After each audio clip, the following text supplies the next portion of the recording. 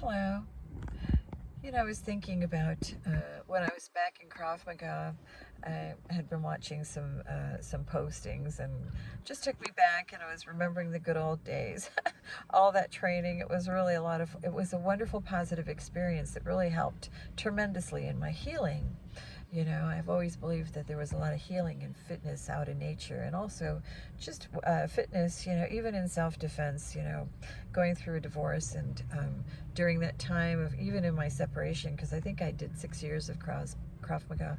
But in that time, even pounding the bags or the mats, kicking those bags, I mean, the workouts were really wonderful, very, very hard workouts, and the instructors were excellent and always positive. But I wanted to say, in Krav Maga, we learned how to get out of a situation and get to safety. Get out of a situation and move away from the danger, and for your protection, for your safety, and so forth. But I want to tell you, but even out of, that situation taught me a lot about getting to safety and being safe. First and foremost, I have to say that in my life's experience, I've had numerous times when people were attempting to harm me in some way. And so I had to think fast on my feet and to move to safety. Whether I was in a car on the San Mateo Bridge in San Francisco, or somewhere in Chinatown after dinner, being approached by people who wanted to harm me, or even, oh gosh, I remember one time in Prescott Valley at a gas station. I had stopped for gas, and this was before cell phones. We had beepers in those days, but I remember asking the attendant for, just kind of double checking we didn't have GPS systems back then. We had the Thomas Brothers maps and these big, huge maps. We had to roll them out and kind of pinpoint where we were going and that kind of thing. But I do recall there was a time that I had asked an attendant for just to kind of confirm that I was on the right track, to Prescott Valley. And so there was a motorcyclist there that had heard that I was asking this and actually watched me the entire time and followed me out to my car. And then when I got in my car, he got in on his bike and he began to follow me. And so I pulled over, he pulled over. I got back on the road, he got back on the road. And he'd ride right up alongside me with this big shitty grin. He would be like flashing a big wide grin with so many teeth. It reminded me a scene out of one of these scary movies I remember watching back then with, what was her name? Gosh. Oh, I forgot her name. She was an actress, but she did some scary movies. I don't remember her name off the top. But anyway, oh my gosh. So I pulled over and he would pull over again. Then I'd get back on the road. He got back on the road right alongside me once again. So he trailed me the whole time. This went on for about 45 minutes. And so when I finally got to Prescott Valley, it went right to a grocery store that had a phone booth outside. Drove right up to that phone booth, got out, went to the phone, picked it up. He pulled right next to me, got off his bike and came over to me. I mean, the guy had the audacity to come near me. I told him if he took another step, I'd have to call the police. And I said it so loud so everyone heard. But this person back down. He said, "Whoa, whoa, whoa, whoa!" He said that he wanted to invite me to dinner. I just want to say that, and this was years and years ago. The world is like 25 times even more dangerous than it ever was back then.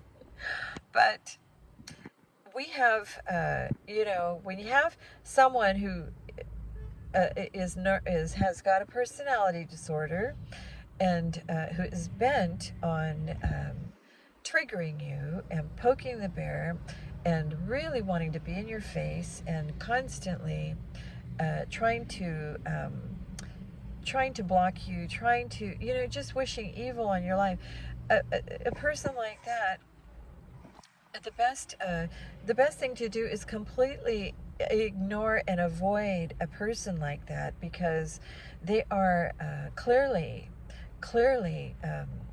they have bad intentions and they're not thinking clearly. They have a lot of issues, and so they pose a threat.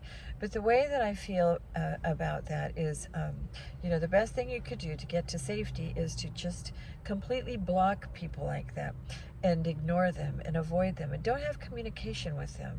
Just completely block them out of your life. Don't wish any harm for them. Don't wish any harm for anybody. But clearly a person who, sometimes even avoiding a person can trigger and set them off where they want to harm you physically. Now, this has been my case for some odd reason.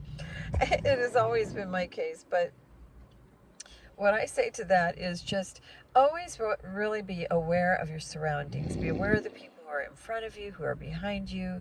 I mean, it's unfortunate we have to live in a life like that, but and take those Krav Maga classes. Get at least foundational, basic training on what to do if you are physically approached.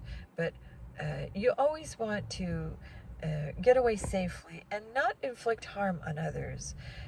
Clearly we live in a time when people you don't know what their issues may be.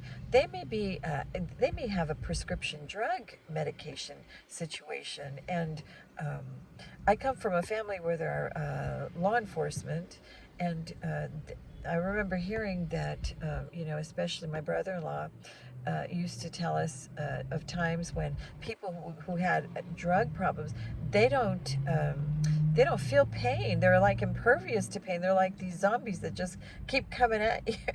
So that's kind of a scary thing. But I think that if you can really think about your surroundings, your whereabouts, where you need to go, try to switch up your routine. Don't always have the same routine. And also, try not to be so unpredictable. So predictable. You don't have to tell everybody where you go all the time, so that you just never know what people will do with that information. So try to do that, and also just be aware and try not to get engaged in any kind of anger, because clearly people want to provoke you to anger. They want to draw that or elicit that kind of response from you. Don't play that game. Just simply walk away. Be polite, but just stand your ground. You have firm boundaries that are tall and strong and fortified, and that's your shield. Do not allow people to come in your personal space, but if they do, clearly just walk away. Graciously, you can be polite, just walk away. Avoid and ignore, but don't be unaware. Be aware, but you can avoid and ignore, because it takes two people to have an argument. It takes two people to get angry with one another. Don't play that game. These people want to do that to you. They try to elicit that out of you. Don't play that game. Just ignore and walk away. It's the best thing that you can do, because if you stay there and if you allow people to manipulate through saying things, using words to kind of incite a violent response, that's not good for anyone. And you clearly are already aware that this is what their tactic is. So just ignore and walk away. Now, if somebody tries to attack you, defend yourself, but walk away. Or defend yourself and get away. And call call 911. So I just wanted to put this out there.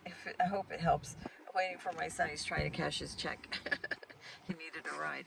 So I hope everybody's having a great day. Okay. Peace out, everybody. Bye.